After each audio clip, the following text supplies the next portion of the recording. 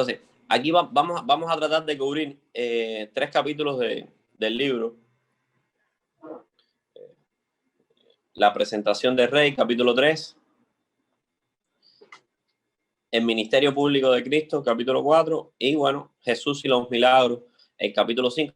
Ahí le vamos a dedicar un poquito más de tiempo, así que voy a ir un poquito más rápido en estos primeros capítulos para tener más tiempo a debatir en esta última parte, que seguro les va a interesar más hablar sobre el Jesús y los milagros.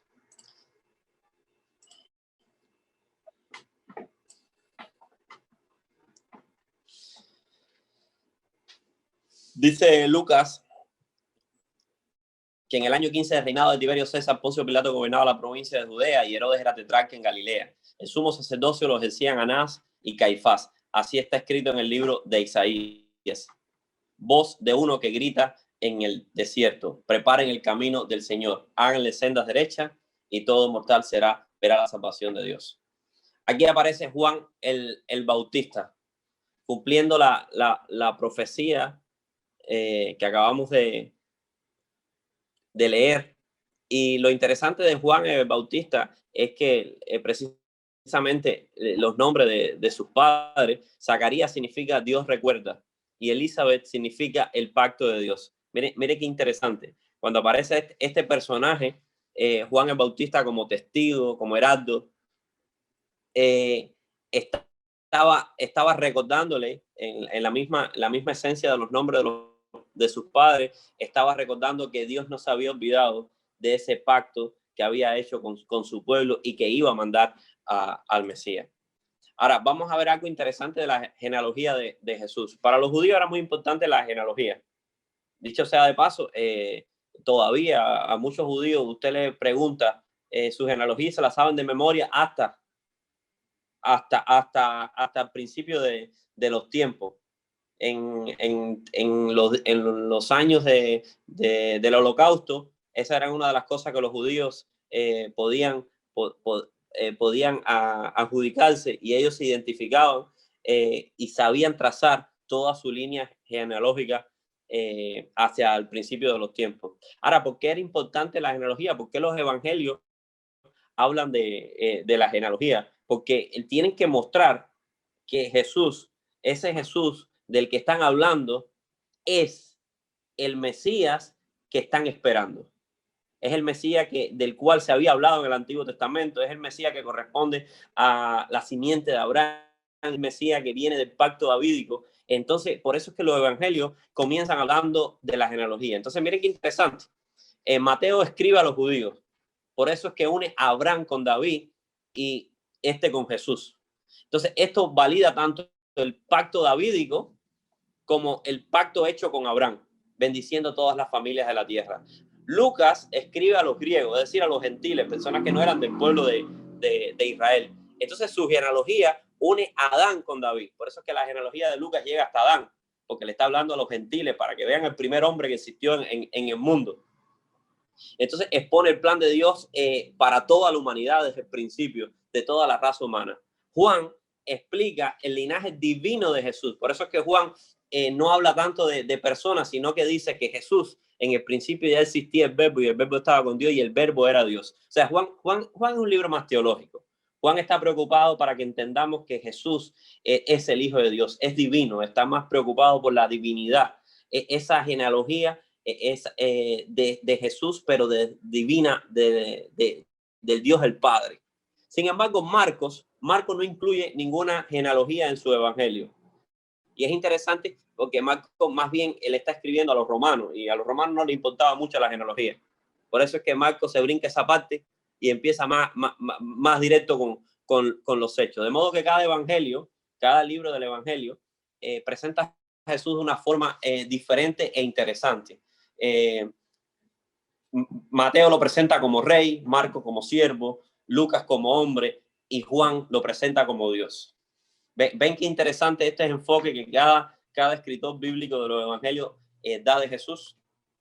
Ahora vamos a ver rapidito el triple propósito de la encarnación. Dios se hizo humano para mostrarnos quién Él es. ¿Quién es Él? de las preguntas que muchas veces escuchamos por ahí es, pero yo quiero ver a Dios. Yo quiero ver a Dios, a ver, muéstrame a Dios. De hecho, es una pregunta tan común que los mismos discípulos se le hicieron a Jesús. Le dijeron, muéstranos al Padre y nos basta. Y Jesús respondió, el que me ha visto a mí, ha visto el Padre. Entonces, de manera que Jesús es la imagen del Dios invisible. Entonces, uno de los propósitos de la encarnación, de por qué Jesús viene y encarna y Dios se despoja a sí mismo y toma forma humana y viene, uno de ellos es para mostrarnos cómo Él es, cuál es su carácter. Nosotros podemos ver la plenitud de Dios en el mismo Jesucristo. Vemos como toda la deidad y toda la plenitud y toda su carácter es expresado en la persona de Jesucristo. Si hablamos de amor, si hablamos de compasión, si hablamos de justicia, si hablamos de sabiduría, si hablamos hasta de la ira, porque Jesús se airó en algunos momentos para corregir y para castigar lo mal hecho. Entonces nosotros podemos ver en Jesús la misma revelación del Padre. Y eso es uno de los propósitos de la encarnación. El segundo propósito de la encarnación es para mostrarnos lo que podemos llegar a hacer. O sea, Jesús es todo lo que nosotros debimos llegar a hacer, pero que fallamos. O sea, que Adán falló y que nosotros hemos fallado. Entonces, Él viene para establecer un modelo, para decirnos, hey, mira, te voy a enseñar cómo es que debes vivir. Te voy a enseñar cómo es que puedes llegar a ser santo. Te voy a enseñar cómo es que puedes conducirte, cómo es que puedes responder, qué debes hacer. Yo voy a ser un modelo para ti. Para que así como yo he andado, así también tú andes y permanezcas en mis palabras y permanezcas en mis caminos. Entonces, de manera que Cristo nos establece un patrón para nosotros andar. Y no solamente un patrón, sino es posible. En Cristo nosotros tenemos esa palabra de ánimo y decir, así como yo pude, así tú también puedes, porque ahora yo voy a vivir en ti.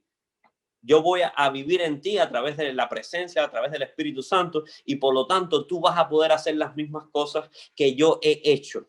Tú vas a poder conducirte, tú vas a poder expresar esa santidad, tú vas a poder expresar esa sabiduría, tú vas a tener mis palabras, las vas a tener en tu boca, tú vas a tener ese mismo poder.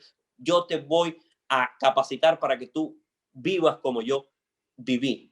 Entonces, de manera que uno de los propósitos también de la encarnación es que nos muestre lo que podemos llegar a ser y cómo debemos conducirnos en esta tierra. Y en tercer lugar, y no es porque estén ordenadas, estén en orden, Dios se hizo hombre para expiar los pecados de la humanidad. Expiar o hacer expiación es hacer una compensación por una falta, es compensar. Es compensar una falta. Todos somos pecadores, por lo tanto necesitamos expiación de nuestros pecados. Y nosotros, como pecadores, no podemos expiar nuestros propios pecados. Necesitamos que alguien que no tenga pecado pague por nuestros pecados, expíe nuestros pecados. Y por lo tanto, por eso aparece Jesús. Aparece Jesús y dice, hey, yo soy justo, yo no debo nada, yo puedo pagar su deuda. Y tiene que ser santo porque si Jesús se hubiese equivocado, si Jesús hubiese sido pecador, no podía pagar nuestra deuda. Porque como alguien que debe va a pagar la deuda de otro que debe. No sé si me entienden hasta aquí. Si debes, no puedes pagar la otra que debe. Tú debes. Por eso es que Jesús dice, bueno, yo no debo nada, por eso es que yo puedo pagar. Entonces Jesús entra en escena para expiar los pecados de la humanidad. Ahora, Jesús como hombre fue tentado. Y hay bastante discusión también a veces sobre si podía pecar, que si no podía pecar. Pero bueno, lo importante de esto no es si podía o no podía, sino que más bien la Biblia dice que no pecó, que vivió y fue sin pecado. O sea que él no falló en lo que Adán pecó. Y entonces en la Biblia se nos muestra la tentación de Cristo, que la vamos a pasar, las pruebas que tuvo. Y lo interesante es que nosotros en nuestro ministerio muchas veces tenemos tentaciones muy similares a las que tuvo Jesucristo. Nosotros, desde luego, tentaciones hay para enumerar de varios tipos, pero somos tentados muy similar en qué sentido, en que a veces somos tentados a usar nuestra posición para satisfacer nuestra necesidad personal. Por ejemplo, ¿cuántas veces nosotros, quizás por la posición que tenemos, desde el punto de vista ya sea de autoridad o de administración de recursos, somos tentados a forzar o acomodar las cosas para satisfacer nuestra necesidad o quedar más bien nosotros en una posición ventajosa? Es una de las tentaciones del ministerio.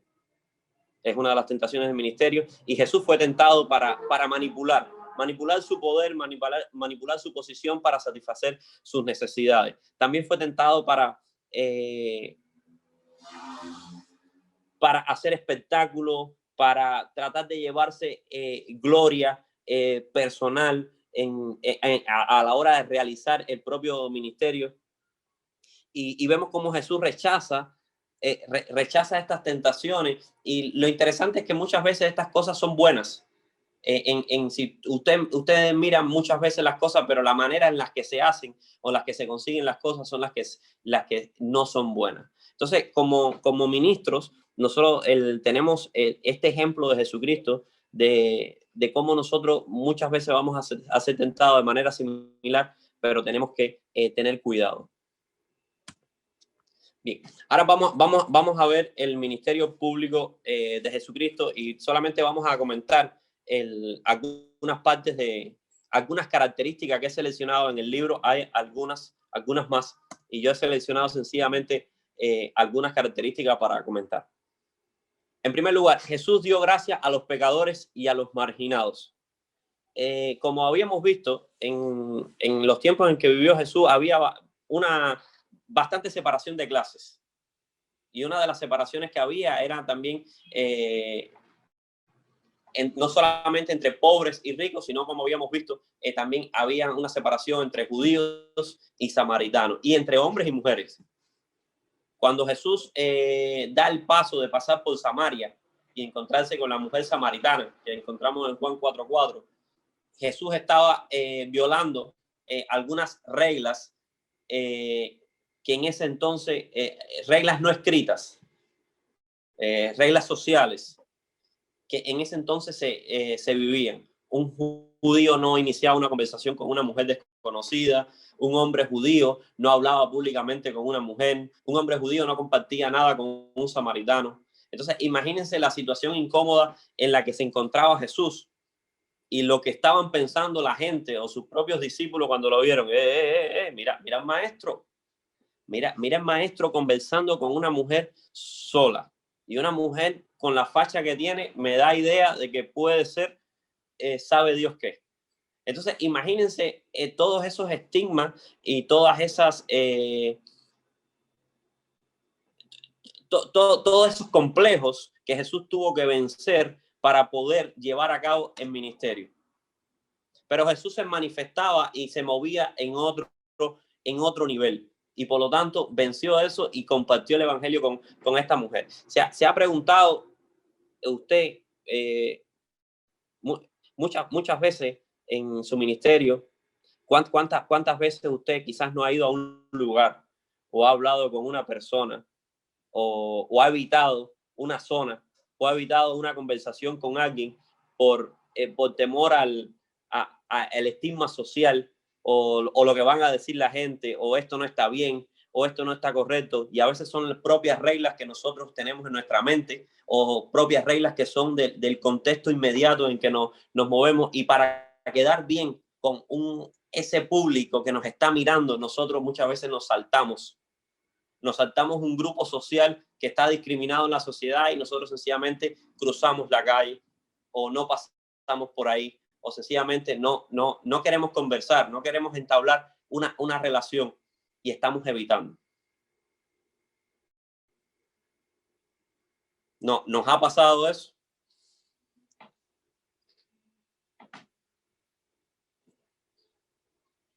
Debemos ver. Sí, Roy, ¿ibas a decir algo? Sí, yo creo que quizás no lo hemos expresado de manera práctica, pero quizás si hemos visto a alguien así, lo hemos desechado, ¿no? O hemos pasado así como pasó el levita y el sacerdote y vieron al hombre tirado ahí y lo menospreciaron, ¿no?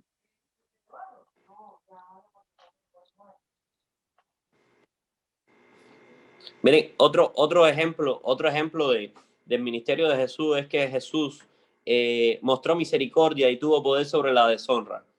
Dice que se le acercó un hombre con lepra, se arrodilló delante de él y le dijo: Señor, si quieres puedes limpiarme. Le dijo. Jesús extendió la mano y tocó al hombre.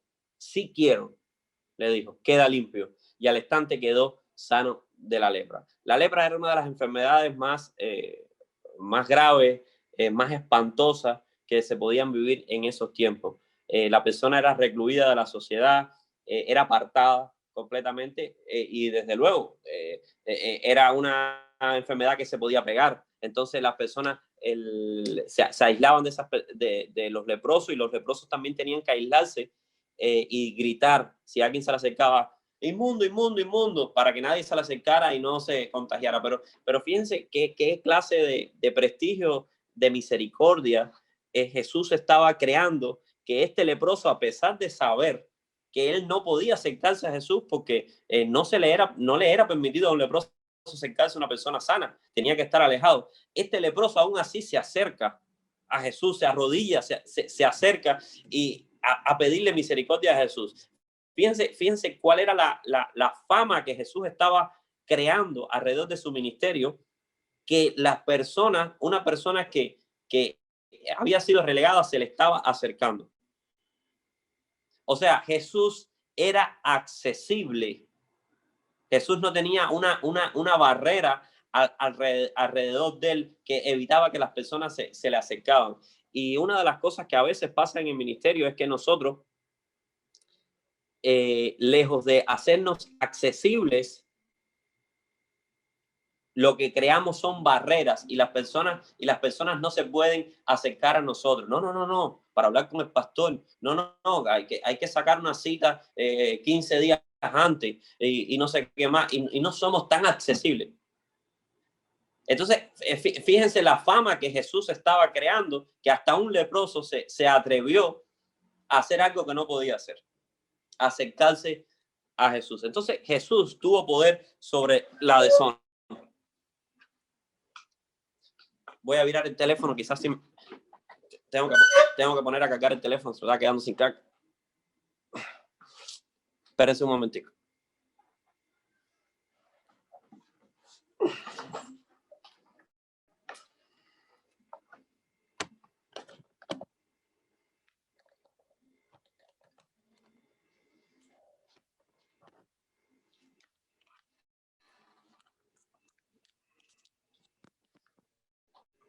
Van a ver la cámara, me van a ver de costado. ¿Me ven de costado, eh?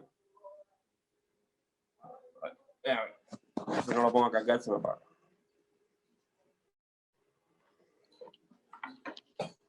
¿Me ven bien ahora? Sí. Se ve bien. Ok. Entonces, vamos a seguir.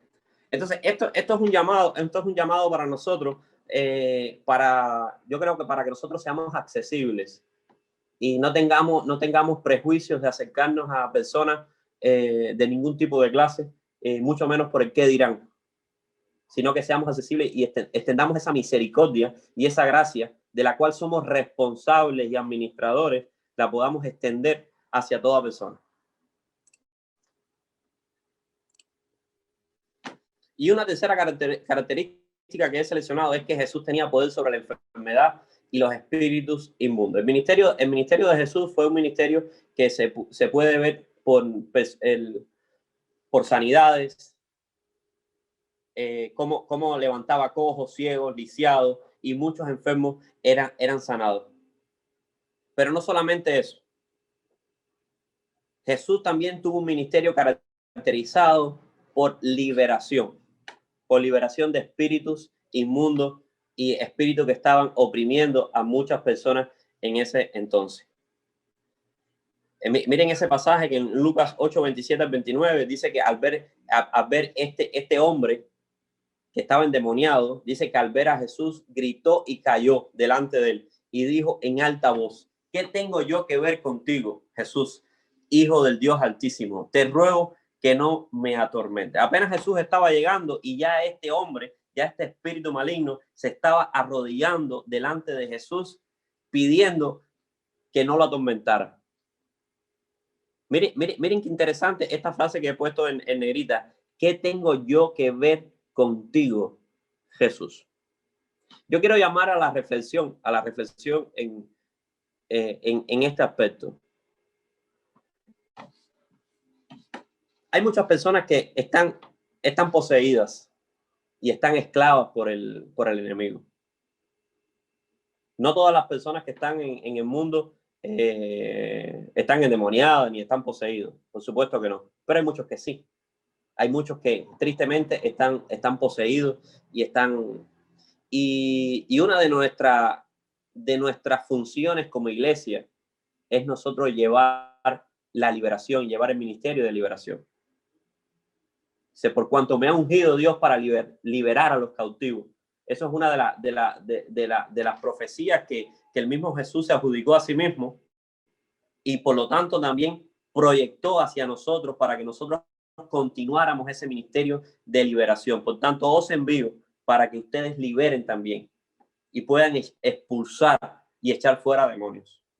Entonces, el ministerio que la iglesia, uno de los ministerios que la iglesia tiene que desarrollar en un tiempo como este, también es un ministerio de liberación. Y no estamos hablando de espectáculo, estamos hablando de quizás muchas veces de las cosas que vemos que son de una manera bastante escandalosa. Puede ser, puede no ser. El punto no es la forma en la que la persona es liberada. Usted se va a encontrar a veces con liberaciones que son muy, muy serenas, apenas se nota nada. Otras son un poco más dramáticas, pero el punto es la finalidad y es la liberación de esas personas cautivas que están por ahí.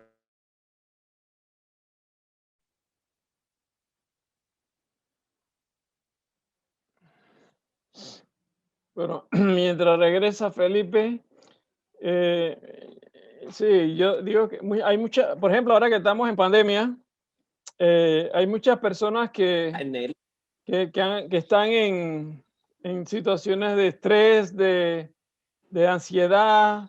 Entonces son personas que eso les afecta aún en su salud y físicamente, ¿no? Entonces, aún esas cosas también creo que es parte de que nosotros podemos ayudar a esa persona a liberar ese tipo de cosas que lo agobian. Y Claro. lo otro que yo quería decir era que hoy en día muchas veces la iglesia piensa que bueno, Jesús hizo eso porque él era el Hijo de Dios. Hizo esos milagros, pero que ya los milagros nosotros no podemos hacer sanar a algún enfermo. De eso vamos a hablar ahora, Roy. Okay. Ahora en la próxima diapositiva. Vamos a esperar a llegar ahí. Ese es un adelanto, pues. Un adelanto. ¿Puedo hacer una pregunta? Sí. ¿Quién? Fred. Fred. Felipe, una pregunta. Esto es otro tema de lo que tú estás hablando y entonces más bien quisiera preguntarte, para estar claro yo respecto a tu pensamiento. Cuando tú hablas de un ministerio de liberación, ¿pudieras colocar un ejemplo cuando se piensa en una persona endemoniada? Te lo digo por lo siguiente. Desafortunadamente, cuando tú hablabas ahorita de los ministerios, show, a veces se confunde el pecado con lo que es una persona endemoniada. Sí, claro. Y yo quisiera tener claro qué es lo que tú, a qué te estás refiriendo. Nos estamos refiriendo a lo siguiente. Primero tenemos que tener claro de que existe un mundo espiritual que está bien ejemplificado desde tiempos antiguos. Está Satanás, sus huestes celestiales, y está el reino de Dios. De hecho, la Biblia así lo describe, que la conversión dice que uno es trasladado del reino de las tinieblas el reino donde estaba bajo la influencia de Satanás al reino de la luz. Ahora, en el mundo hay muchas personas que están bajo la influencia de ese reino de las tinieblas, pero no quiere decir que esas personas estén poseídas o estén endemoniadas, como así, decirlo así. Pero hay algunas personas que sí están poseídas o el diablo las habita o las posee o las manipula de una manera más profunda. Y en el ministerio de Jesús nosotros vemos ejemplos ahí de sobra para ver cómo esas personas estaban poseídas, y Jesús se encontró muchas veces con estos casos y los liberó. O sea, le expulsó esa fuerza maligna que los tenía controlados. Ahora, Jesús se encontró con muchas personas que no creían en él, y esas personas no es que estuvieran poseídas. Uno no puede llegar al extremo de estar viendo. Eso es uno de los peligros también, que de los extremos, que las personas que ven demonios donde quiera y todo lo que ven y ahora fuera y ahora suelta y ahora no sé qué más, y esos son extremos. Pero lo que sí tampoco podemos llegar al extremo de no reconocer y no entender de que existe un mundo espiritual, y que hay veces muchas personas de las que nosotros nos encontramos están imposibilitadas, están atadas y requieren una intervención mucho más fuerte, requieren una liberación. Entonces nosotros como ministros, nosotros tenemos que estar preparados también para enseñar la luz, para llevar el milagro de la claridad, pero también para liberar a los cautivos. Y es uno de los ministerios, y es una de las responsabilidades que nosotros tenemos como seguidores de Cristo. No sé si te queda claro hasta ahí, Freddy. Sí, solo para agregar, el dominio de Satanás está sobre los inconversos. Y como dices tú, hay Claro. gente que no... Sí, la gente que pertenecen a ese reino, lo que hemos recibido la luz, dice la Biblia que hemos sido trasladados. Hemos sido trasladados del reino de las tinieblas al reino de la luz. Por lo tanto, no estamos bajo su influencia. Gracias. Ya. Entonces, lo cierto es que nosotros, como parte de ese reino de la luz, tenemos la responsabilidad, y nosotros invasivamente estamos constantemente invadiendo ese reino de las tinieblas para arrebatar esas almas. No sé si estamos claros hasta ahí. Nuestra función es arrebatar esas almas, y estamos agrediendo ese reino de las tinieblas con las palabras, con las herramientas que Dios nos dio, que describe Efesios, toda esa armadura del creyente para arrebatar esas almas. Y nosotros estamos enfrentando nuestra lucha, que dice la Biblia que es contra huestes, contra espíritus malignos que operan en las regiones celestiales, ¿correcto? Las regiones celestes. Hasta ahí vamos con la Biblia. Entonces nosotros muchas veces nos vamos a encontrar con situaciones parecidas a la de Jesús. Por eso es que traigo este texto. Nos vamos a encontrar con personas que están poseídas. ¿Y qué vamos a hacer? Como le pasó muchas veces a los discípulos, que intentaron y no pudieron. Y el maestro bajó y molesto le decía, ¿pero hasta cuándo? ¿Cuándo van a aprender? Entonces nosotros tenemos que estar preparados para enfrentar este tipo de situaciones también, que nos vamos a encontrar en algunas ocasiones. No es que no sea una cosa que uno se esté encontrando todos los días ni nada, pero en algunas ocasiones nos vamos a encontrar ese tipo de situaciones, y uno tiene que estar preparado. Y por eso yo estaba subrayando esto, porque este espíritu maligno le decía, ¿qué tengo yo que ver contigo? O sea, hay una completa separación entre Jesús y las tinieblas. No hay ningún pecado en Jesús que lo tenga comprometido a las tinieblas. No hay ningún lazo. Y yo quiero dejar claro que la autoridad espiritual en nuestra vida se hace visible cuando nosotros vivimos una vida de santidad y una vida íntegra. Por eso les decía al principio que cuando el pecado entra en la vida de uno, lo primero que hace es que nos da vergüenza, nos hace caminar cabizbajo, nos quita autoridad, nos mata la fe. Y por lo tanto no podemos caminar en esa autoridad, en ese rol, en ese nivel de autoridad en el cual Dios quiere que caminemos. Entonces Jesús, aquí se ve cómo Jesús está en un nivel de santidad, en un nivel de integridad, en que el mismo endemoniado le dice, yo no tengo nada que ver contigo, no hay embajadas. ¿Saben lo que entre dos países, cuando se establecen relaciones diplomáticas, se establecen embajadas? Entonces hay relaciones. Entonces lo que aquí se está reconociendo es que no hay relaciones, no hay embajadas, no tengo nada que ver contigo. Y por lo tanto Jesús puede ejercer una autoridad sobre ese reino y por lo tanto ese demonio se doblega, ese espíritu inmundo se doblega. Entonces, por eso es que él estaba subrayando eso y aclarar que cuando nosotros andamos en santidad, esa autoridad espiritual se potencia en nuestra vida. Esa posición como hijos de Dios se potencia, esa fe se fortalece y nosotros podemos ejercer nuestro ministerio de una manera más poderosa, de una manera mucho más eficiente. Entonces, hasta aquí, ¿algún comentario o alguna duda? Yo, normalmente se habla de se toca este tema, pero como que no se da claridad a cómo uno puede identificar como tal a una persona endemoniada. Bueno, rápidamente, he escuchado más bien de experiencia y ahí es donde uno dice, y entonces, ¿cómo hago? Porque dice, lo que se trata es de que lo que nos transmiten es que vivamos bien delante de Dios, porque si no, el enemigo nos va a avergonzar cuando una persona esté endemoniada, y si uno no está bien preparado. Claro. Mira, hermano, ¿qué pasa? Aquí en este aspecto te vas a encontrar a muchas personas y cada uno te va a contar su experiencia.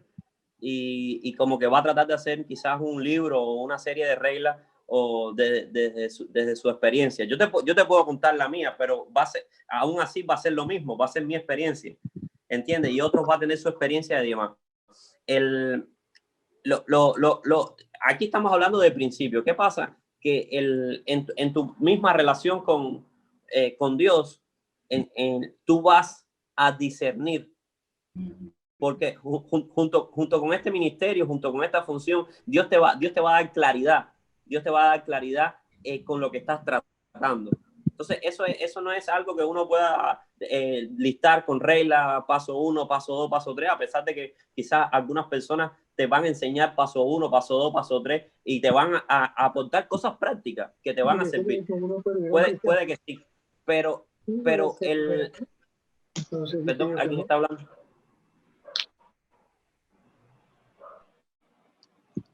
Pero esto es algo que el mismo Dios te va a revelar en tu propio caminar día a día. Así como mismo Jesús le dijo a sus discípulos, no se preocupen porque qué van a decir cuando se han presentado y se han llevado a los juzgados a dar parte. No se preocupen porque la palabra va a ser puesta en su boca. De esa misma manera, el Dios mismo te va a revelar en cada situación qué debes decir, qué es lo que hay detrás del asunto. Te vas a sorprender cuando te conoces y estás en una situación y estás ministrando a alguien. Una de las cosas que yo muchas veces hago cuando estoy conversando con alguien y la voy a ayudar desde un punto de vista de consejería o le estoy ministrando algo, yo oro por dentro de mí, Señor, ayúdame, dame discernimiento, abre mis ojos, toma mis palabras, porque yo realmente no sé qué hay detrás, no sé qué hay en su corazón, no sé, dame claridad, pon en mi mente, y te vas a sorprender como Dios mismo te va revelando, incluso hasta en las preguntas que vas haciendo vas llegando a veces a dónde es que está el problema, dónde es que está la mentira que tiene esclavizada a esa persona, que a veces son pensamientos, son creencias erróneas que las tienen esclavizadas. Por eso es que la verdad nos hace libre. Sí, me llama la atención lo que tú mismo dijiste ahorita, de que una liberación a veces se puede notar como a veces no. Entonces creo que lo que más se ha enseñado es que las liberaciones se notan, que son siempre lo que se nota es el fruto. Lo que se nota es el cambio en la persona. Sí, pero de hecho la conversión es un milagro.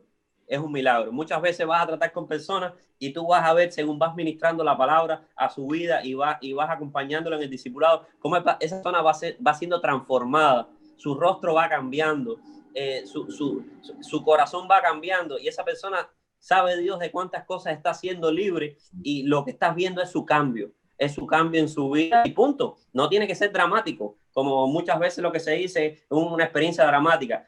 Te puedes encontrar casos con cosas dramáticas. Yo los he visto, te lo puedes encontrar, pero no es que tenga que ser así. Lo importante es ese traslado de la persona del reino de las tinieblas al reino de la luz. Y eso es lo que tenemos que tener claro en nuestra mente, que nosotros estamos forzando el reino de las tinieblas y estamos arrebatando personas de un reino del cual están cautivos y están ciegos, porque el Dios de este siglo los ha enceguecido, los ha cegado, los estamos arrebatando para el reino de la luz.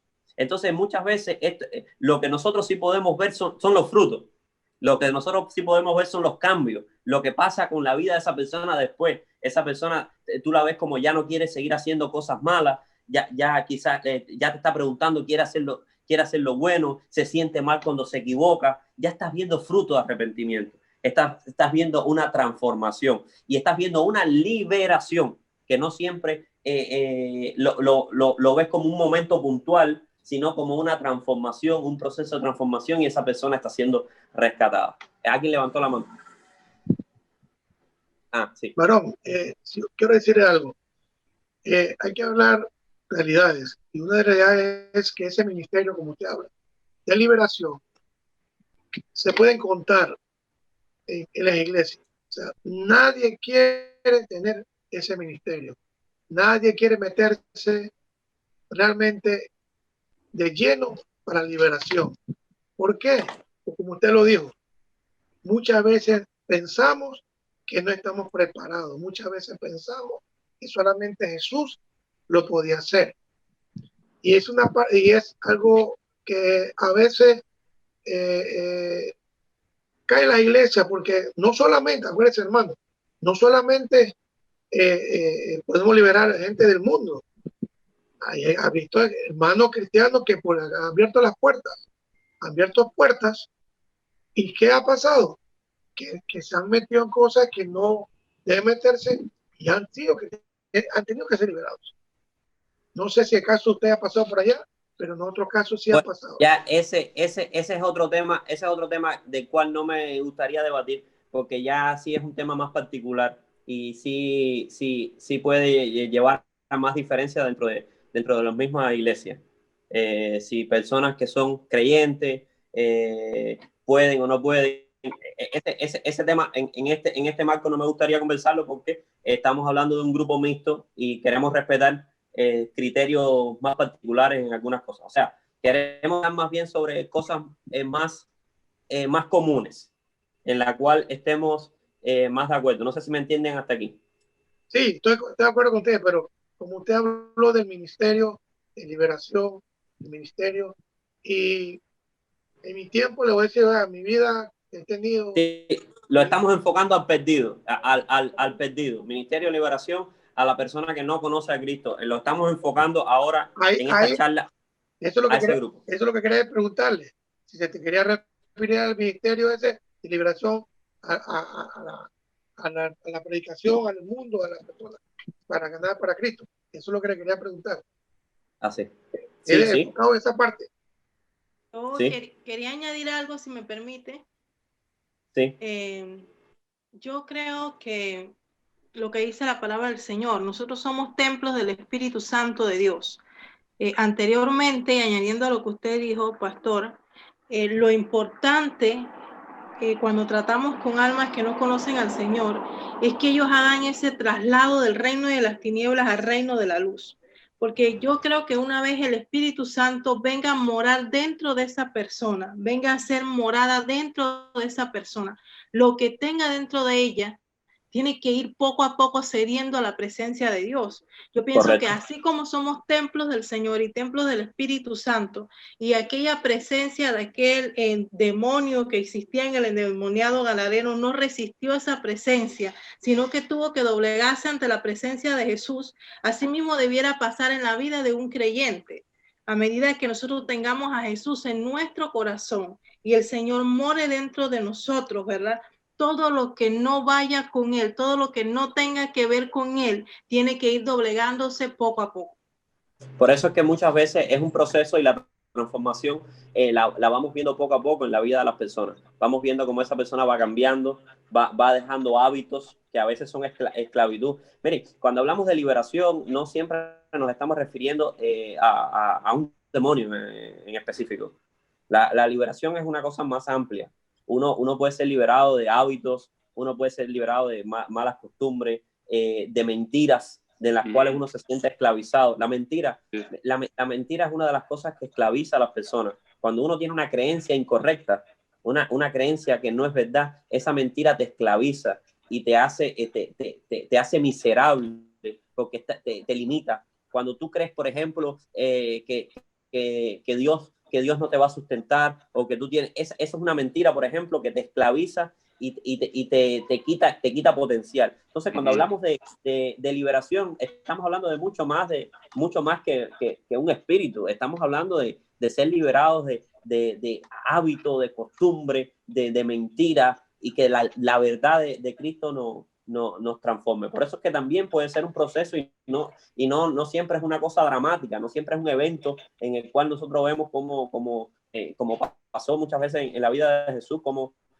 los espíritus salían al momento. A veces estamos hablando de procesos y no necesariamente estamos hablando de un espíritu inmundo. Pero lo cierto es que nosotros como creyentes, como líderes, nosotros tenemos que estar preparados. ¿El llamado cuál es? Y vuelvo de nuevo a retomar. El llamado es que nosotros tenemos también el ministerio de la liberación. Quizás no lo están entendiendo como un ministerio específico que debe haber en la iglesia al cual pertenezcan 4 o 5 hermanos. No, es el ministerio de la liberación. No, todos nosotros somos llamados al ministerio de llevar las buenas nuevas. Así como Jesús dijo, el Espíritu de Dios está sobre mí, por cuanto me ha ungido para proclamar las buenas nuevas, me ha ungido para proclamar el año agradable del Señor, me ha ungido para libertar a los cautivos. Todos nosotros somos ecos de esas palabras y tenemos que sobre nosotros proclamar que también tenemos el Espíritu de Dios y tenemos ese ministerio de la liberación. No necesariamente estamos hablando específicamente, vuelvo y repito, a un espíritu. Estamos hablando de cuando nosotros ayudamos a una persona a entender y le quitamos la mentira que ha creído y le enseñamos la verdad y suplantamos esa mentira con una verdad, la estamos liberando. La estamos liberando de una esclavitud mental en la cual estaba viviendo, porque al final lo que tú crees se expresa en un modo de vivir. Todo lo que tú crees te condiciona cómo tú vives. Ya yo lo abrí. Allá. ¿Entienden? Entonces, ese es el ministerio y nosotros como líderes tenemos que estar preparados y que tenemos que estar preparados a todos los niveles, y estamos poniendo a Jesús como ejemplo aquí, como ejemplo de integridad, como ejemplo de santidad, como ejemplo de que no tenía nada que ver con el reino de las tinieblas y por lo tanto podía ejercer la máxima autoridad y los espíritus se doblegaban, las personas podían reconocer esa santidad en la cual estaban presenciando y se doblegaban ante esa santidad. Entonces, hasta aquí estamos claros, ¿están entendiendo? Sí, estamos. Sí, Pastor Franco. Sí, lo que quería hablar era sobre que sí he visto por años que llegan personas, pero que no son liberadas inmediatamente. Reciben a Cristo, tienen hambre de la palabra de Dios, pero en la medida que esa persona va recibiendo esa palabra, que hay una persona que se acerca y le ministra, por lo menos por eso es lo importante del discipulado, porque en la medida que uno está discipulando a la persona abre su corazón y va a poder exponer qué áreas de dificultad tiene él en su vida. Entonces, ahí, ¿qué ejerce ahí? Llevar a la persona a la oración, a renunciar, porque a veces son ataduras por años que la persona ha tenido, pero en la medida que uno lo lleva a la oración y que él mismo espontáneamente renuncie a esa situación que él tiene por años, la persona va a ser liberada. No es algo dramático, es algo que va a ser en crecimiento, en evolución, va evolucionando de tal manera que cuando usted viene a ver, como usted dijo en antes, se ve por los frutos, por el fruto que la persona después demuestra. Y usted ve que cambia su manera de vestir, de todo, su apariencia, todo es diferente a como cuando él recibió a Cristo, porque no fue que no lo recibió, lo recibió. Yo sí creo, porque hay gente que piensa, no, es que no lo recibió. Yo he visto mucha gente y estoy convencida que sí han recibido a Cristo, pero tienen ataduras y cadenas que han arrastrado por mucho tiempo, de la cual ellos tienen que ser liberados. Y Jesucristo hace ese trabajo en la vida de la persona.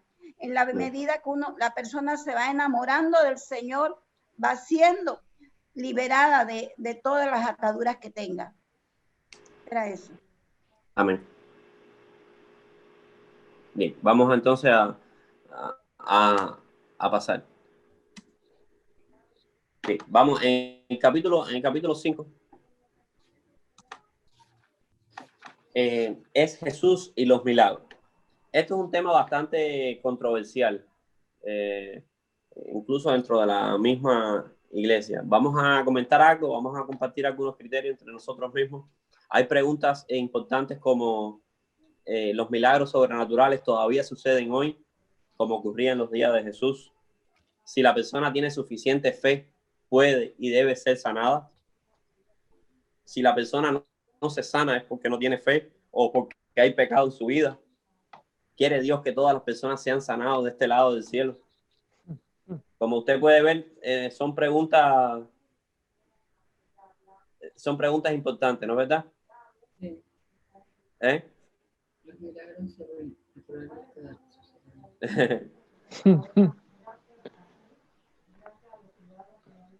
Entonces, déjenme comentar algunas cositas más bien generales y luego vamos a debatir quizás algunas de estas preguntas y compartir nuestro punto de vista, lo que entendemos sobre algunas preguntas. Bueno, lo primero que vamos a definir es sobre la providencia de Dios. Y claro, déjenme leerle este texto que está tomado del libro. Existe una diferencia entre la providencia de Dios o gracia común y los milagros, a diferencia de la ordinaria providencia de Dios. Su intervención milagrosa involucra una suspensión o alteración de las leyes naturales y ocurre en circunstancias particulares. Dios involucra providencialmente en nuestras vidas todos los días. Dice Hechos 17:28, puesto que en Él vivimos, nos movemos y existimos. Él nos provee de comida, aire, luz y agua y de un ambiente que ha sostenido la vida desde el principio. En la providencia de Dios, avances en la medicina, cuidados en la salud, calidad de vida, fuentes mejoradas de alimentos, etcétera, son también provistos por Dios para ayudar a la gente de hoy. La pregunta no es si Dios está involucrado en nuestra vida. La pregunta es ¿cómo? Entonces, es importante entender que Dios está involucrado en nuestra vida, ya sea de una forma providencialmente o de una forma milagrosamente. A veces Dios interviene de una forma milagrosa, que es la alteración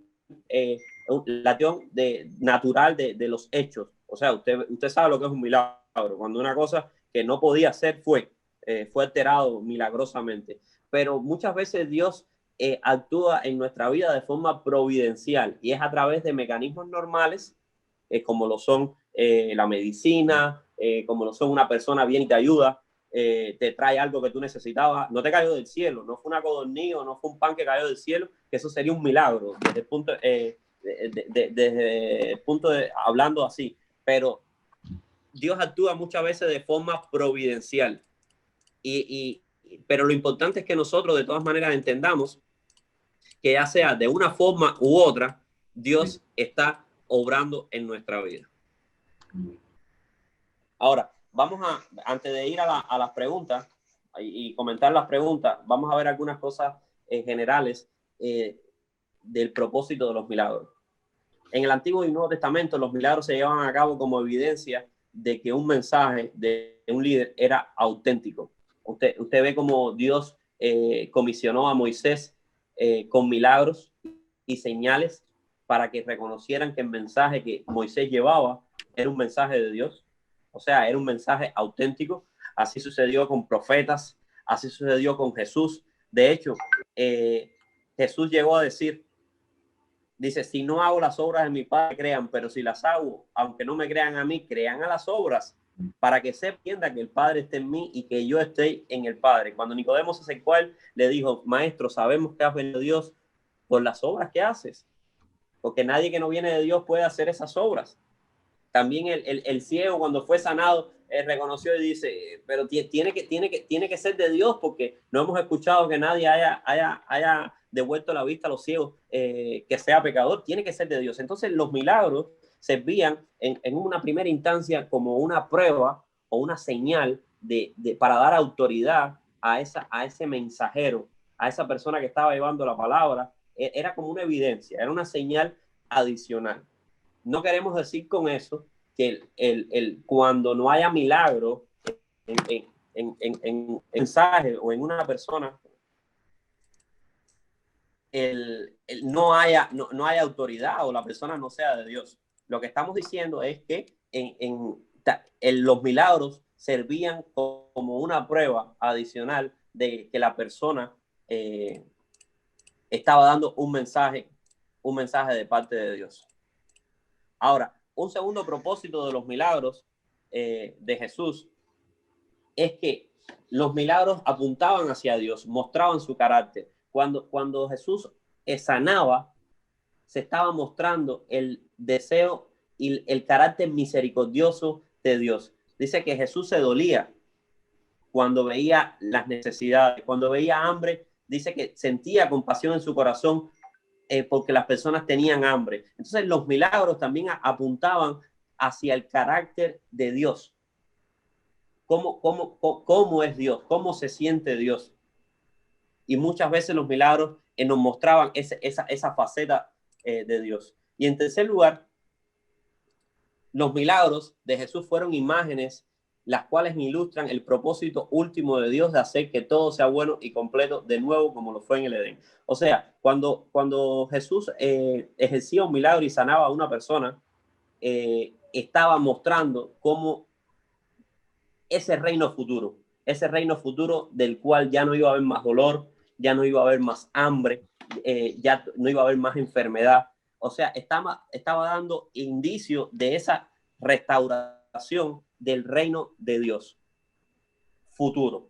No quiere decir que todo ese reino, todos esos indicios iban a verse del lado de acá inmediatamente, pero sí estaba dando indicios de que así era como iba a ser ese reino, esa restauración del orden natural de las cosas. Entonces, ya vamos a dejarlo ahí y vamos a comentar entonces las preguntas, y ahí sí les voy a dar la palabra a ustedes. Aquí tenemos las preguntas y ahora sí vamos a comentar un poco entre nosotros. ¿Los milagros sobrenaturales todavía suceden hoy como ocurría en los días de Jesús?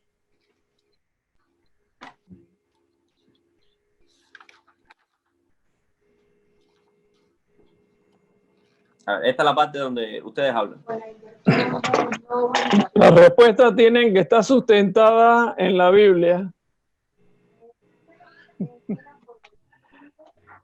Todo lo que digan tienen que sustentarlo bíblicamente. Bueno, como dice Roy, hablando desde el punto de vista bíblico, por supuesto que Dios es eterno y los milagros de Dios siguen existiendo. De pronto no con la misma manifestación como vemos en Hechos o en el ministerio de Jesús, porque era un propósito diferente de los que tuvo Jesús. Con seguridad los milagros siguen existiendo. Les cuento un testimonio corto. Yo fui detectado de cáncer por un tumor en el estómago y me hicieron exámenes bastante rigurosos y el día de la cirugía mi tumor no apareció. Sencillamente fue un milagro de sanidad. Amén. Pero no se siguen manifestando con la misma popularidad que algunos quisieran hacer parecer. Y definitivamente porque los milagros solo provienen de Dios, ¿no? Pero no es la misma regularidad ni la cantidad como sucedió en el ministerio de Jesús o los apóstoles.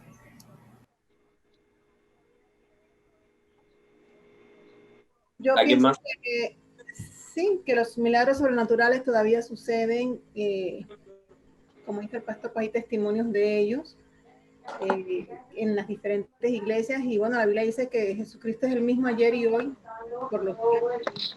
Entonces, sí suceden y sí pueden seguir ocurriendo.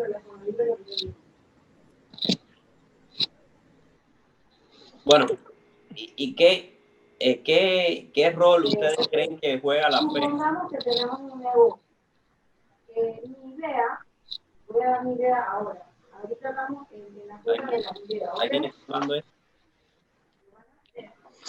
¿Qué rol ustedes creen que juega la fe? La semana pasada me hice una cuestión que se llama... Yo creo que la fe, a ver si estoy conectado. ¿Estoy conectado? Sí.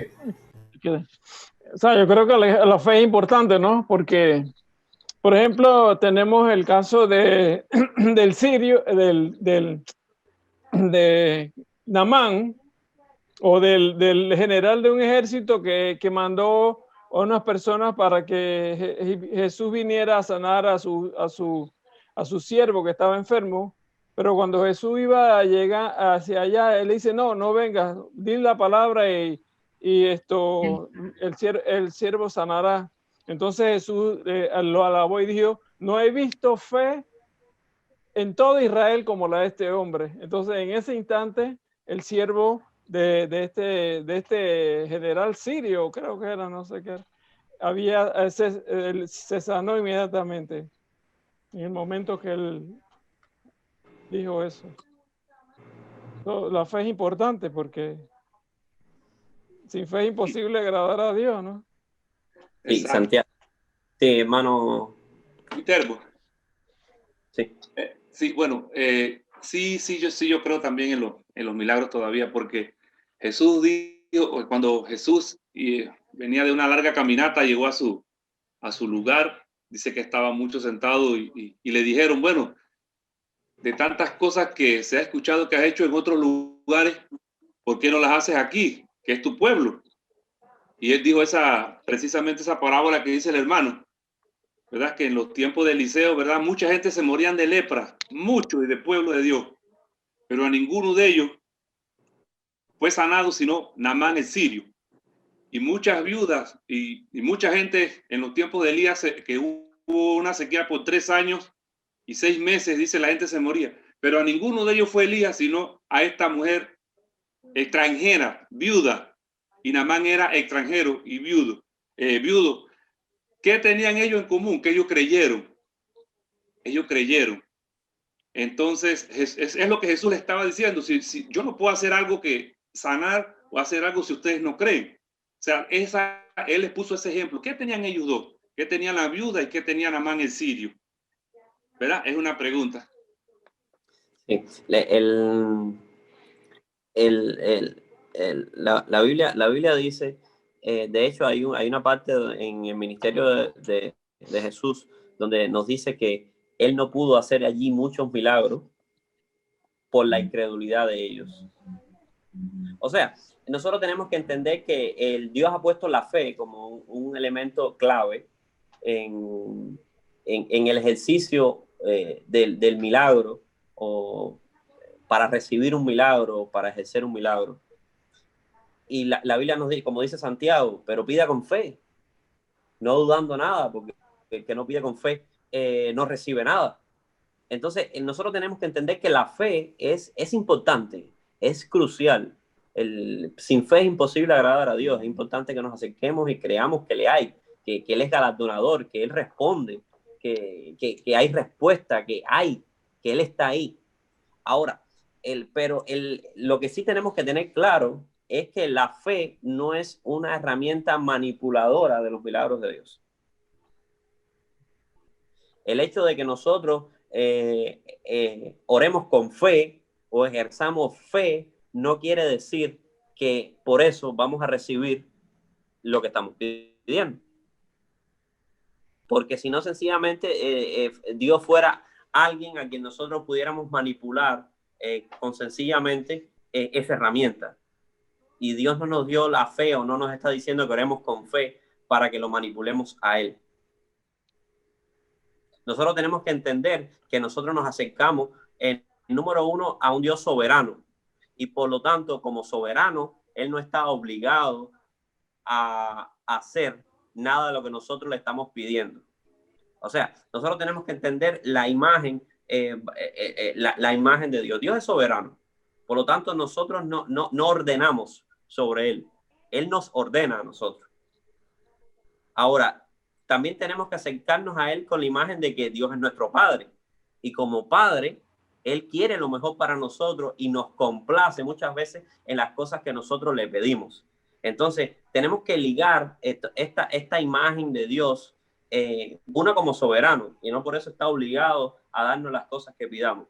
Y dos, como Padre. Y como Padre, una, nos complace, pero como Padre también muchas veces nos dice que no. ¿Por qué? Porque Él entiende y conoce que eso que estamos pidiendo no es lo que más nos conviene. Porque el mismo Jesús,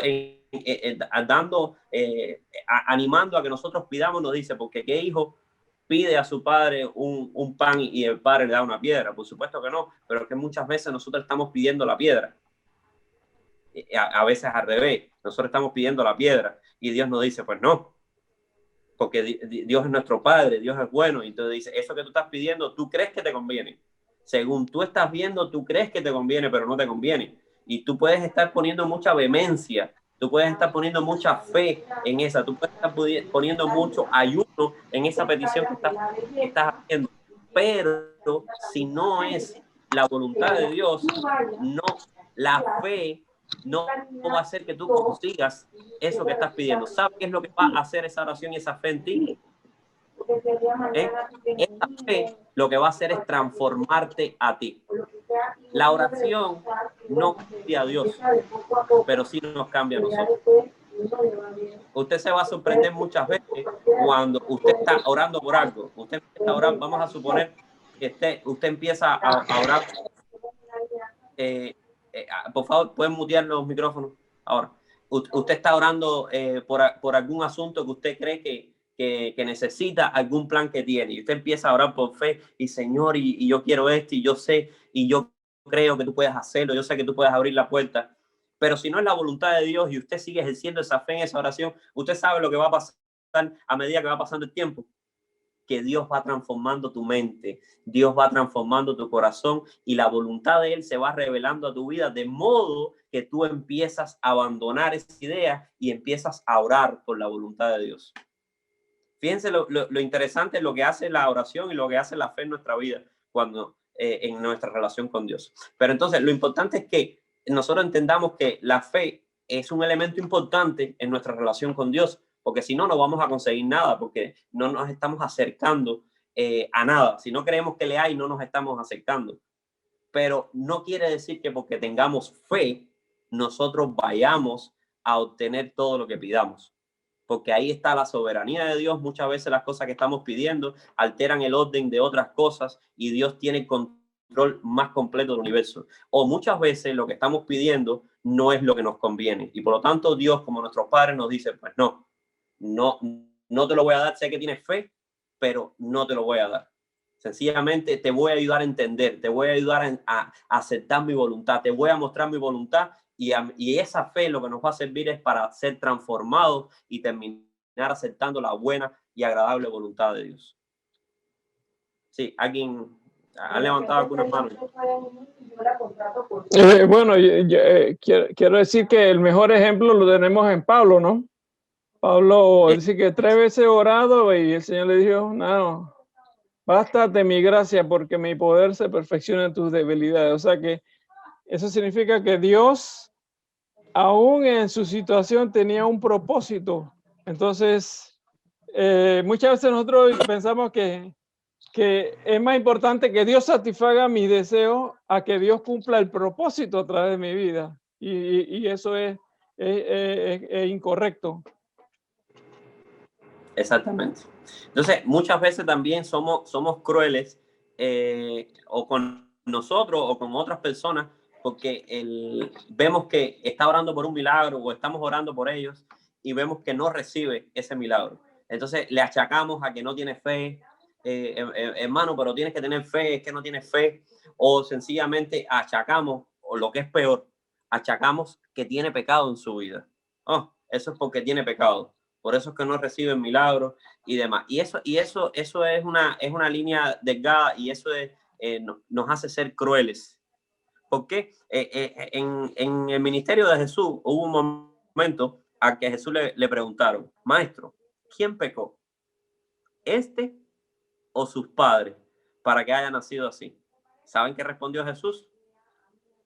Ni este ni sus padres, sino para que la gloria de Dios sea manifestada en su vida. Entonces nosotros tenemos que entender de que el mundo es mucho más complejo que como nosotros lo vemos.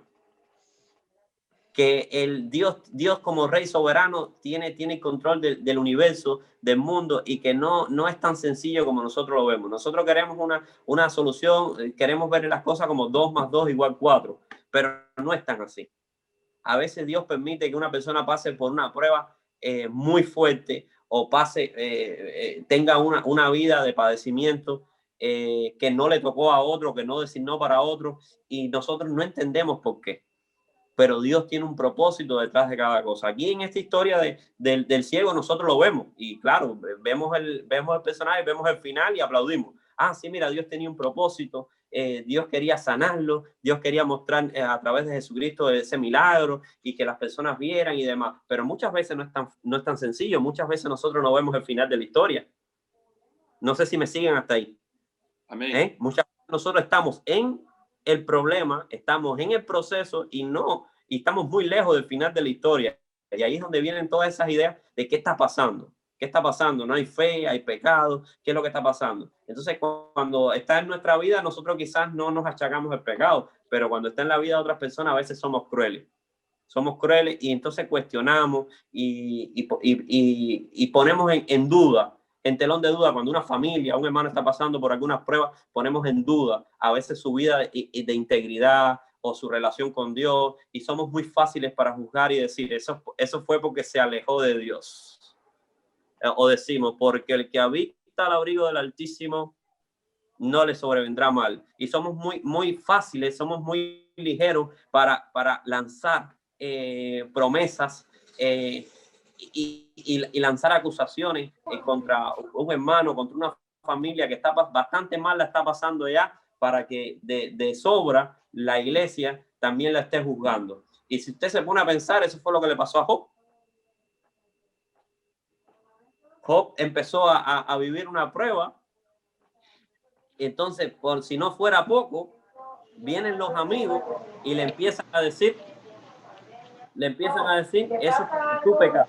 Y esto es una filosofía muy antigua, desde tiempos antiguos, que prevalece. Y en tiempo de Jesús, por eso es que los discípulos le preguntaron a Jesús, era muy lógico que la gente pensara que donde había desgracia era porque había pecado. Y lo vemos en tiempo de Job y en tiempo de Jesús. Los discípulos le preguntaron eso: ¿quién pecó? Dime que tiene que haber pecado, porque si no tenía por qué haber pasado esto. Y Jesús le dijo: aguanta un momento. No todo es como tú lo estás pensando. Las reglas no siempre es 2 más 2 igual 4. Esto no quiere decir que hay personas que están viviendo desgracia o están viviendo problemas producto de su pecado. Es verdad. Muchas personas están cosechando las consecuencias de su pecado. Y esto no lo quita. Hay una ley de tiempo cosecha.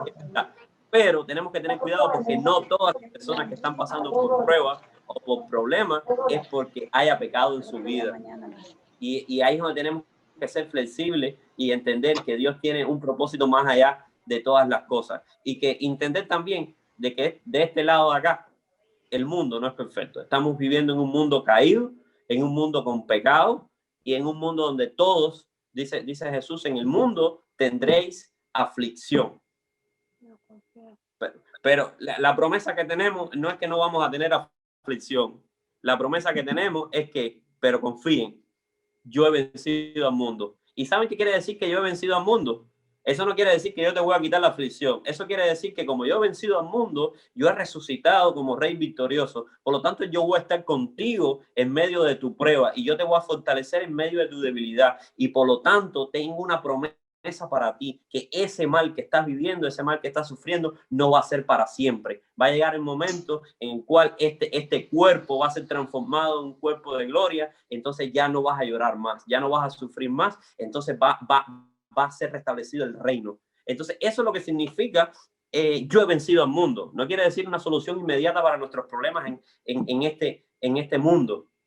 Muchas veces Dios actúa milagrosamente y gracias a Dios por eso. Gloria a Dios por las veces que Dios interviene y Dios en su providencia nos ayuda, nos sana, nos provee de un milagro, nos abre puertas. Gracias a Dios por todas esas intervenciones de Dios. Pero nosotros no podemos pensar que tenemos a Dios cogido de la barba y que todo lo que nosotros queramos lograr, Él lo va a hacer. Porque no es así, no funciona así y nos vamos a frustrar. Y a la misma vez ser misericordioso y entender a otras personas que están pasando por problemas y no juzgarlos. No achacarles pecado ni falta de fe en su vida porque estén pasando por ese problema. Su turno. Sí. Iba a decir, exacto, a veces las personas, o sea, llevarlo a juzgarlo por una situación, por una enfermedad, hay que tener mucho cuidado con eso. Ejemplo, el caso de Lázaro, ¿verdad? Lázaro era amigo de Jesús, María, Marta, ni se diga, pero le llegó una enfermedad. Le llegó una enfermedad y a la persona que menos debió llegarle fue a ella, a él, y teniendo dos amistades grandes, más Lázaro, ¿verdad? Y lo mandan a buscar y Jesús no llega. ¿Qué hizo él? ¿Qué hizo Lázaro? ¿Verdad? Entonces, sepa Dios cuántas cosas pasaron por las mentes, pero realmente él no había hecho nada. Entonces, Marta y María en cierta forma cuestionan pues que si Jesús hubiese estado ahí, esto no hubiera muerto, ¿verdad? Entonces, a veces no entendemos los planes de Dios. El plan del Señor en ese momento, ¿verdad? Pudo haber ido y sanarlo de una vez, ¿verdad? Pero el plan del Señor era una resurrección que impactaba más, porque después de que Lázaro resucita, dice que muchos se convertían, incluso trataron de matar a Lázaro porque el milagro fue impactante. Entonces, en el instante que Lázaro muere, tal vez para las personas era inconcebible, pero no se veía más allá, que más importante es una resurrección que sanar una enfermedad. Entonces a veces la mente de uno con la mente del Señor no la entendemos, pero Él... Amén, hermano, muy buena su participación.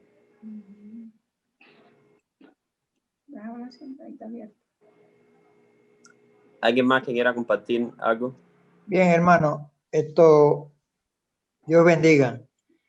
A la pregunta, si la persona tiene suficiente fe, puede y debe ser sanado. Digo, Dios escudriña los corazones, Dios es soberano.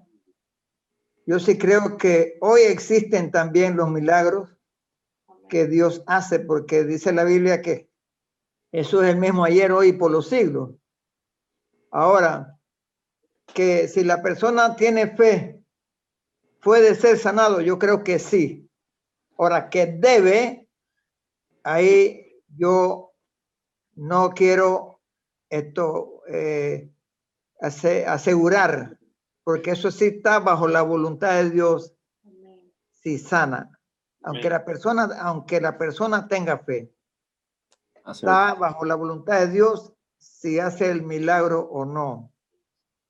En todo esto, yo sí creo que trabaja la misericordia de Dios con el que es creyente y con el que no es creyente. Jesús sanó también a la distancia, nada más mandó la palabra, la mandó nada más. También Jesús, ¿verdad? Al ver la aclamación de una mujer, si tocare, también recibió esa mujer la sanidad. Ahora, si la persona no se sana, es porque no tiene suficiente fe o pecado. Bueno, digo, hay que tener mucho cuidado, porque Dios es el juez.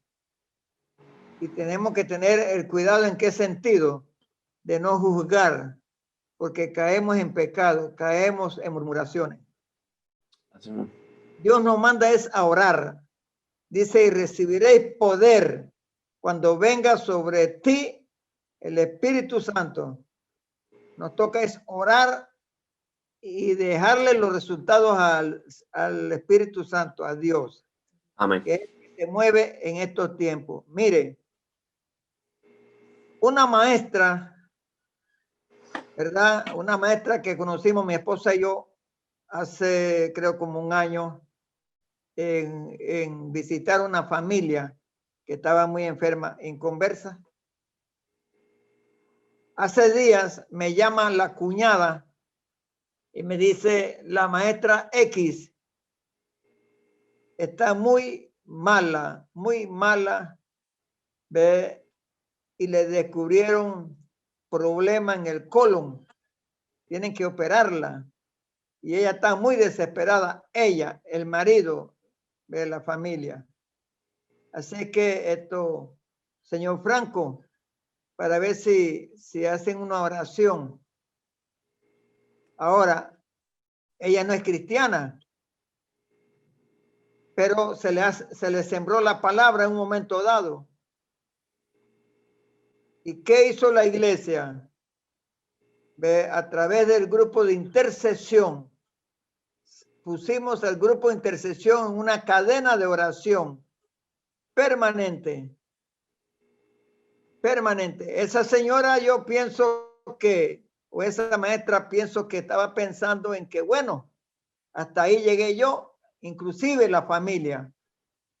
Pero hace 2 días me llama diciendo que quiere dar testimonio en la iglesia. ¿Por qué? Porque cuando fue a la sala de operación, ¿qué resulta? Cuando ella despierta ya, el doctor le dijo, no hubo necesidad de hacerte todo lo que había que hacer, simplemente fue como una limpieza.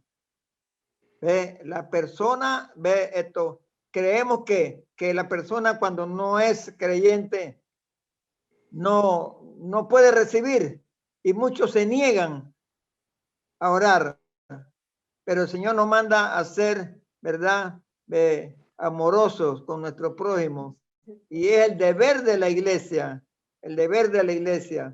y dejar que el Señor trabaje, porque en este folleto se nos habla de que el Señor quiere que todos seamos salvos, que todos sean sanados.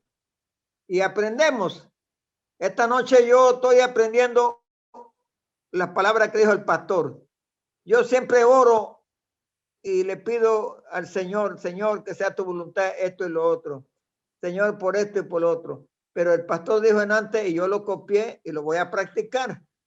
Señor, ciérrame todas las puertas en el cual yo quiera entrar y me vayan de perjudicar. Tremendo. Amén. Amén. Y Señor, abre todas las puertas que me van a bendecir, a llevar de victoria en victoria, para hacer Amén. tu voluntad, no la mía. Muchas gracias, hermano. Amén. Gloria a Dios. Gracias a usted, hermano. Gracias. Gracias.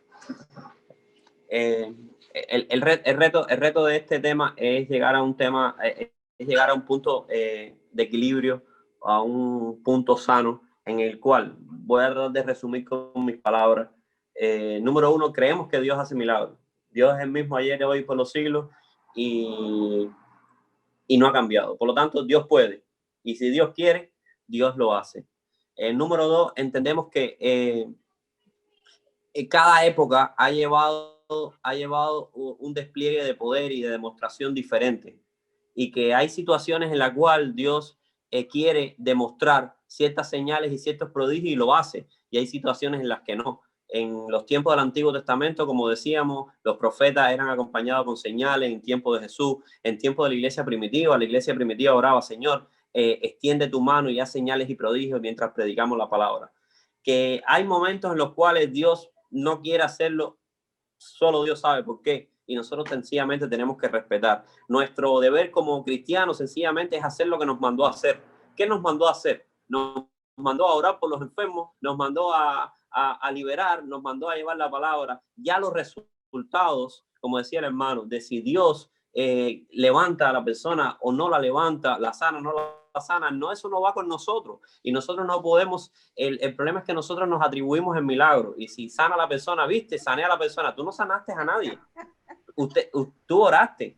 Sencillamente tú oraste, fue Dios quien lo sanó o no lo sanó, y no te tienes ni que sentir mal ni bien porque lo hiciste. No te tienes ni que coger ni pizca de gloria, ni tampoco sentirte mal porque no haya pasado. Entonces el problema es que nosotros nos atribuimos el milagro, ¿entiendes? Entonces sencillamente nosotros tenemos que hacer lo que Dios nos mandó a hacer: orar con fe, orar por fe y orar por todas las personas. Y sencillamente, si Dios lo sana, bien, gloria a Dios. Y si Dios no lo sana, ahí es donde tenemos que ser bien maduros y decir: Dios sabe por qué. Dios sabe por qué, Dios tiene un propósito. Y aunque yo no lo entienda ahora, Dios en algún momento lo revelará. Y ser maduro y sencillamente aceptarlo. Y no por eso decir: no, ya no oro más por nadie. No, ya, porque esto no funciona. Nada, hermano, no podemos manipular a Dios. Nosotros somos sus siervos. Dios no es siervo de nosotros. Nosotros servimos a Dios. Y por lo tanto tenemos que hacer lo que Él nos mandó a hacer, y que Él haga las señales y los prodigios cuando Él quiera y donde Él quiera. Él es el que sabe cuándo, cómo, por qué y dónde debe hacerlo. Entonces, hasta ahí estamos de acuerdo en esos puntos. Bueno, mi hermano, solamente para añadir un poquito, ¿me escucha, hermano? Sí. Sí, yo hacía un análisis, y cuando estaba leyendo el libro, yo le decía a mi esposa sobre su milagro. Dios hizo un milagro con cada propósito cuando fue pasando. Entonces, analizando lo que te dice, depende mucho de la madurez que uno tenga, y la madurez la vamos adquiriendo a través de estos cursos. Posiblemente teníamos, como usted dice, nos queremos acreditar que nosotros somos lo que hacemos. Nosotros no hacemos nada, simplemente tenemos que hacer lo que Dios nos manda. Pero muy atinado ahí lo que está diciendo de la madurez, que era lo que yo tenía en la mente. De acuerdo, ejemplo, a la época en aquel tiempo Dios hizo su milagro con un propósito, y eso está en la potestad de Dios. Entonces tenemos que madurar, y muy interesante, porque tenemos que escudriñar para saber que estamos bajo la voluntad del Señor. Amén. Entonces, si ya nadie más tiene algo que comentar, ¿alguien más quiere comentar algo? Sí, hermano. Yo después del hermano Quesada, yo quiero comentar algo. Ok. Bueno, Luis Quesada resume milagro, dos palabritas: fe. La fe. El Señor dice su palabra: si tiene fe como un grano de mostaza, la semilla más chiquita de las hortalizas. Yo reduzco toda esto, dos palabritas: fe. Bendiciones. Yo quería comentar que me llama la atención, y voy a como hacer un comentario que quisiera hasta recibir otros comentarios, ¿no?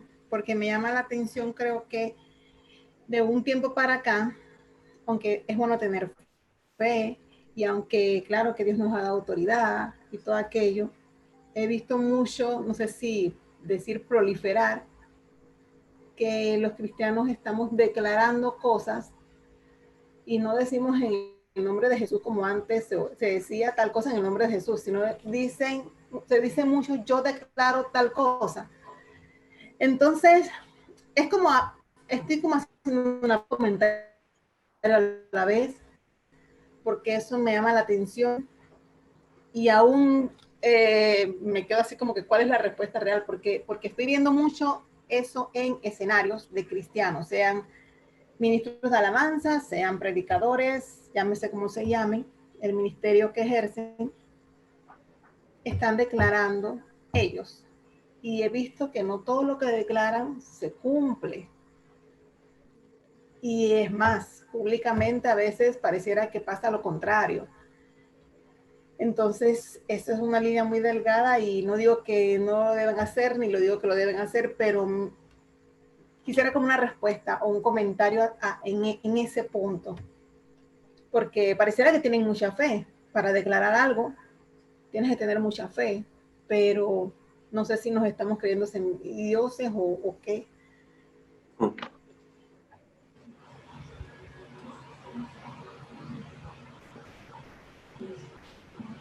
Sí, es una perspectiva equivocada de cuál es nuestro rol, de cuál es nuestro papel. Es la parte donde nosotros a veces nos atribuimos un poco de deidad y se nos sube a la cabeza lo sumo. Y es entender qué rol nosotros jugamos en esta tarea. Nosotros vamos en la autoridad del Padre, en el nombre del Hijo y en el poder del Espíritu Santo. Pero somos una herramienta, somos sus siervos. Y Él es quien decide dónde, cómo y cuándo quiere hacer las cosas. Si Él nos lleva hacia un lugar, es en ese lugar. Si Él quiere hacer un milagro, Él lo quiere hacer. Y si no lo quiere hacer, Dios sabe por qué. Dios sabe por qué. Nosotros sencillamente somos... Sí, Dionisio. Sí, yo creo que aquí cabe lo que está escrito en Deuteronomio 29, que las cosas secretas son del Señor, las reveladas para que las demos a conocer. Hay una cita que a mí me gusta y te lo digo por experiencia, y es lo que está en Primera de Juan. ¿Me oyen bien, cierto? Sí. Primera de Juan, capítulo 5, versículo 14, donde dice, y esta es la confianza que tenemos, que si pedimos alguna cosa conforme a su voluntad, Él nos oye. Ok, ¿por qué cito esto? Porque sé que esto que hemos hablado de la sanidad y todo se resumen probablemente en 3 palabras. La fe de uno, cuando oramos, la fe de la persona y la santa voluntad del Señor. Y yo le doy la gloria y la honra al Señor porque el Señor me ha permitido ver cómo Él se glorifica en sanidades de personas, pero tomo también el hecho de la resurrección que mencionaba el hermano Viterbo. Y es que no necesariamente la resurrección física, sino la resurrección del viejo hombre al nuevo hombre, ¿no? A esa conversión. Y te digo porque hay un hecho particular que el Señor me permitió ver, y es de visitar una familia de donde una persona estaba desahuciada de cáncer, en su cama, ya prostrado.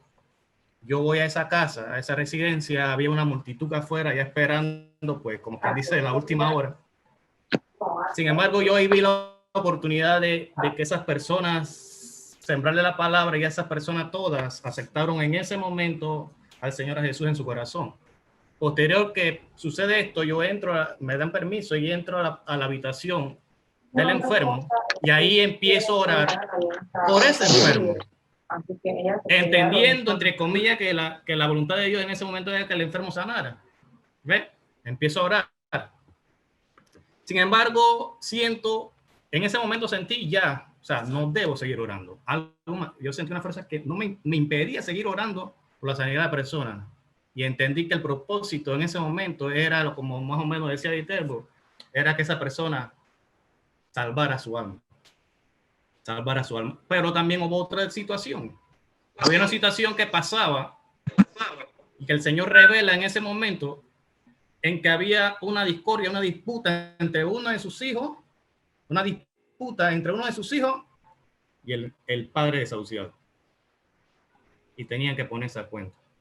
Y Dios da esa oportunidad, Dios se glorifica en medio de esa enfermedad para que muchas personas salvaran su alma, inclusive el enfermo, y que hubiera una reconciliación entre el padre y el hijo rebelde. Y eso pasó y el enfermo falleció. Y yo recibí testimonio después, y eso yo me sentí como quien dice, la gloria de esa persona, pero me sentí, bueno, oré y el Señor hizo conforme a Él quiso, y hizo el milagro más grande, que es el milagro de la salvación. Entonces, por eso cito esto, y esta es la confianza que tenemos, que probablemente, y también cito Deuteronomio 29, probablemente dirían, wow, pero si no se salvó, pero se salvó. Amén. como también visto otros milagros de sanidad que sí se han dado. La voluntad de Dios, la voluntad es perfecta, y él planifica las cosas mucho mejor que lo que nosotros lo hacemos. Muchas veces nosotros pensamos que algo es bueno, pero no es así. Y Dios tiene sus planes, sus propósitos entre manos. Y hay veces que la vamos a ver, como ahora en este caso, Dionisio, pudiste entender por qué Dios te llevó a orar por ese enfermo, y puedes entender ahora por qué no se sanó y que Dios hizo un milagro. Pero a veces no lo vas a ver, a veces no vas a entender el final de la historia y te vas a quedar con la duda y vas a decir, ¿pero qué pasó? Pero aún así tienes que confiar, tienes que tener fe de que aunque no lo entendiste y quizás nunca lo entiendas en esta tierra, aún así hay un propósito oculto y magnífico, una buena y perfecta voluntad detrás de ese asunto del sí y del no. Siempre está la buena y perfecta voluntad de Dios. Ahí yo sentí cuando yo oraba que yo estaba orando en contra de la voluntad del Señor. Yo lo discerní inmediatamente. El Espíritu Santo como quien dijo, me confrontó. Y ahí fue donde vino inmediatamente la revelación del Señor de lo que estaba pasando y de más o menos lo que él quería. Era que él no se sanara, sino que él se salvara y que hubiera paz antes del partir entre su hijo y él, más lo que se dio afuera de la casa, la salvación de las demás personas o la aceptación de las demás personas de Cristo. Un último aporte que yo quiero hacer, bueno, en relación a la pregunta de Isel. En Juan 14, 12 y 13, Jesús dice lo siguiente: de cierto os digo, el que en mí cree, las obras que yo hago, él las hará también, y aún mayores hará, porque yo voy al Padre. Y el 13 dice, y todo lo que pidieres al Padre en mi nombre, lo haré, para que el Padre sea glorificado en el Hijo. Amén. A ver, al final los textos en los cuales nos dicen que nosotros oremos y que vamos a recibir no se contradicen con los textos que hablan de la voluntad de Dios y los eventos en los que no se recibe. Todo tiene una perfecta armonía. Y como decía el hermano Dionisio, es verdad que hace falta fe por nuestra parte, pero hace falta que también esté coordinado con la voluntad de Dios. Si falta alguna de estas dos cosas, no funciona. Y es lo que hemos tratado de dejar claro en este punto.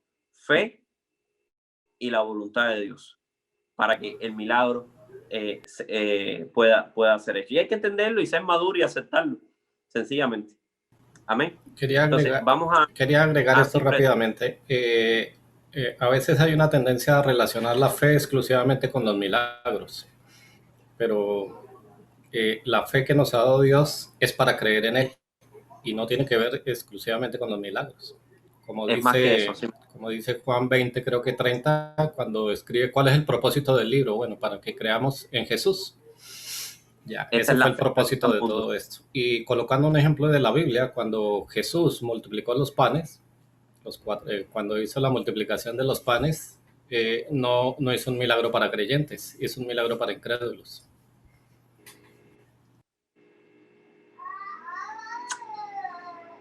Amén. Sí, gracias, Freddy. Sí, la fe, claro que estamos hablando en este capítulo, estamos hablando de milagros. Por eso es que está enfocado solamente el tema de milagros. Pero la fe es mucho más que eso. De hecho, el milagro que está en el capítulo, que no lo comenté, lo tengo en la presentación, pero me salté la diapositiva y está en el libro. Uno de los milagros que se trata es la conversión. La conversión como milagro, como el milagro más importante. Ahí está, y en el libro, en el capítulo está el ejemplo de Pablo, la conversión de Pablo. Es el milagro más importante. No lo saltamos, pero bueno, está ahí. La fe se ejerce para salvación, no solamente para milagros. Y ese es el milagro más grande que como personas nosotros recibimos. La salvación de nuestras almas. Amén. Amén, así es. Entonces, bueno, ya nos hemos pasado un poquito de tiempo. Darle las gracias a todos por participar. Espero que les haya gustado el curso, las cosas que se han comentado y que esto sencillamente sea el principio de nuevos desafíos, nuevos conocimientos. Mañana, Dios mediante, si Dios permite, a la misma hora, 7 de la noche, nos volvemos a ver para ver si concluimos el libro, repasamos un poquito por arriba el contenido del libro y que este seminario de Global Action, que con los módulos que vienen por delante van a tener buenos módulos, buenos profesores en adelante, les sirva para su ministerio y sean transformados.